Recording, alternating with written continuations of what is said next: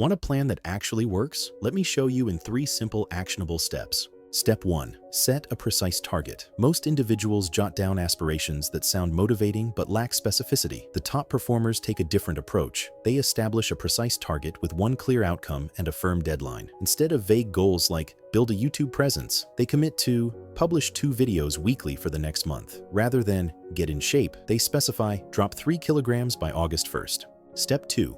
Plan your if-then scenarios. Here's where most people fall short. They only prepare for ideal conditions. Real success comes from expecting challenges. Document every potential roadblock you might encounter. Apply this framework. When obstacle X appears, respond with solution Y. Always forecast your obstacles and prepare your responses. For instance, when I feel tempted to indulge in unhealthy food during my weight loss phase, I'll choose a healthy, low-calorie alternative instead. Step 3.